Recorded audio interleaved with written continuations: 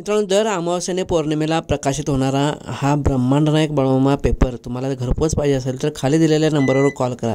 बोला बोला बाळूमामांच्या नावानं चांग भलं. मित्रांनो, निप्पाणी अकोल रोडवर फौजी चहा आहे. तुम्ही कधी आलात तर नक्की या, कारण आपल्या कुटुंबातील सदस्यांचं चांगलं व्हावं, आपल्या कुटुंबातील सदस्यांचा व्यवसाय चालावा या दृष्टीने मी हा व्हिडिओ करतो आहे.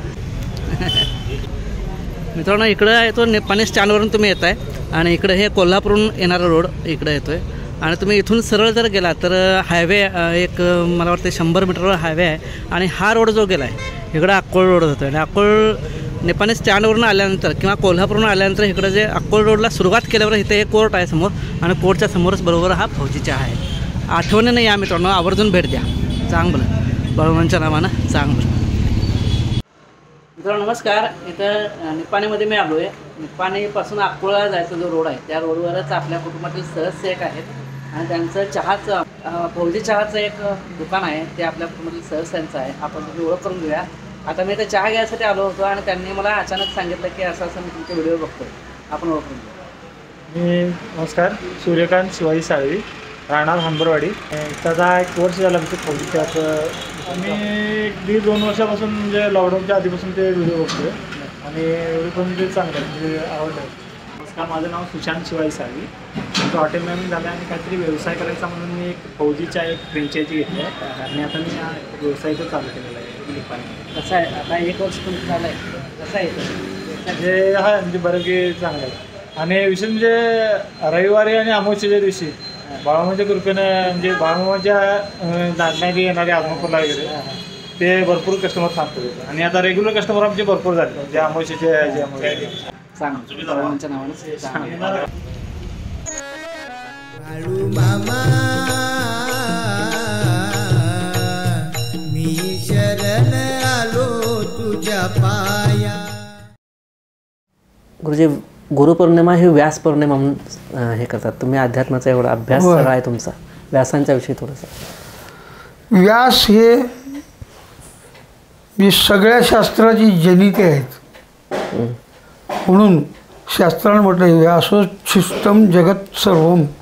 कारण कुठलंही वाङ्मय हे व्यासांच्या बुद्धीतून आलेलंच आहे. त्याच्यावर पुष्कळाने टीका दिलेली असते. पण आध्यात्मिक वाङ्मय हे सगळं देवप्राप्तीचं वाङ्मय, देवाला आपलंसं करून घ्यायचं वाङ्मय. वेदसुद्धा व्यासांच्या मुखातनं भगवंताच्या श्वासापासून निर्माण झाले, पण त्याचा विस्तार व्यासाने केला लोकांपर्यंत पोहोचवण्यासाठी. मूळ सगळे संस्कृत ग्रंथ, विस्तार व्यासाने केला त्यांचा आणि सर्वसामान्य लोकांना कळण्यासाठी संतांनी त्याचं प्राकृतीकरण केलं.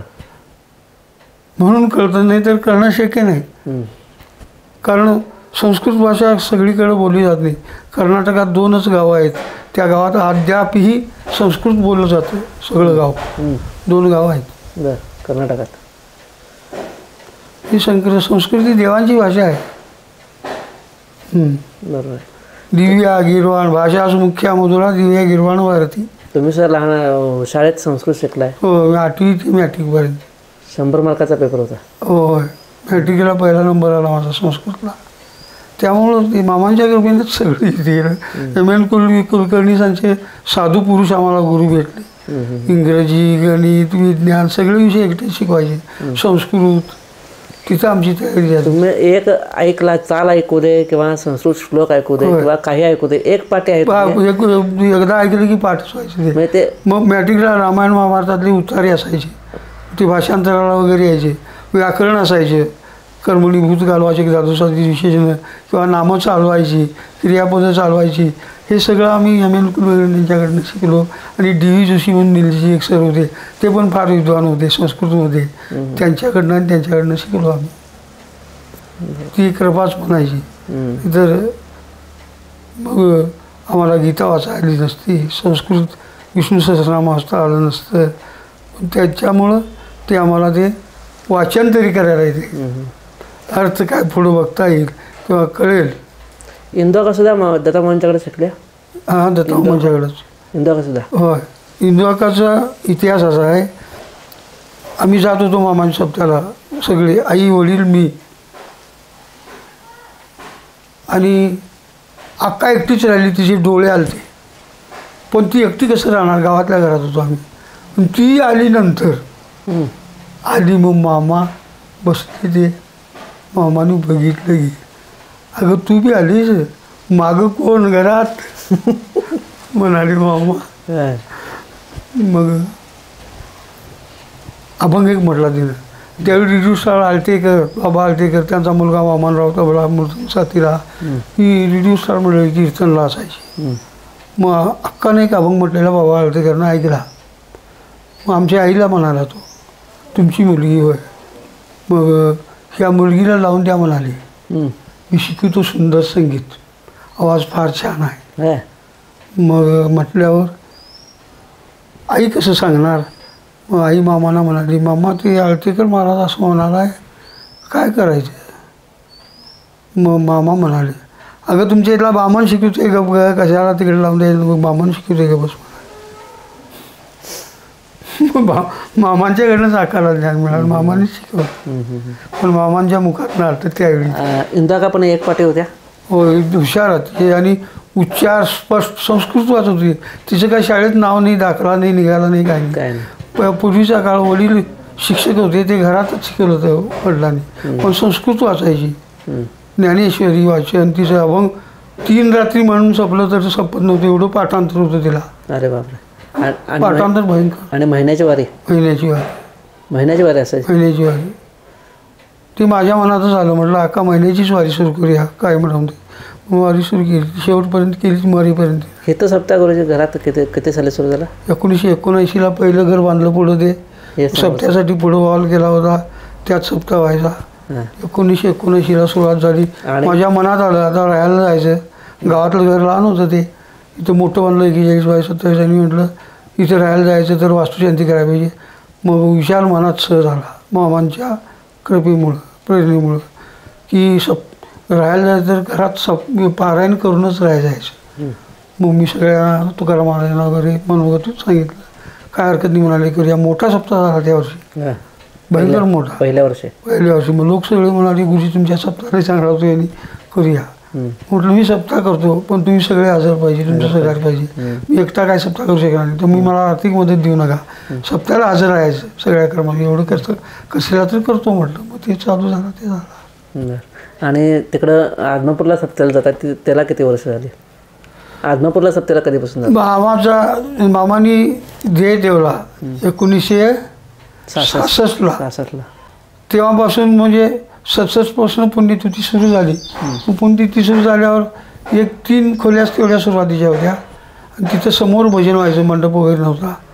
मग मला मामांनी या सप्ताह करत होते, प्रत्यक्ष मी मामांच्या जवळ बसलेला असणार, खाटाच्या या पायाला पूर्वेकडच्या, आणि भजन ऐकत बसले असणार.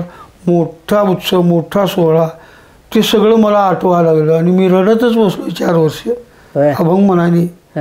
ते सगळं आठवलं की रडूच यायचं मला 4 वर्ष सलग. मग पुढं मंडप झाला, हे झालं, वाढलं. मग सगळ्या वारकऱ्यांनी जयराम मामांचे लाडके मामाने विचार मांडला. मामासनी भजन प्रिय होतं. आणि मग सगळे वारकरी आपले उन्हाळीचे काजवी महाराज, भाऊसाहेब पाटील, आम्ही, शंकर पाटील गोंदगोपीचे, जयराम मामा, सगळे वारकरी मिळून विचार केला.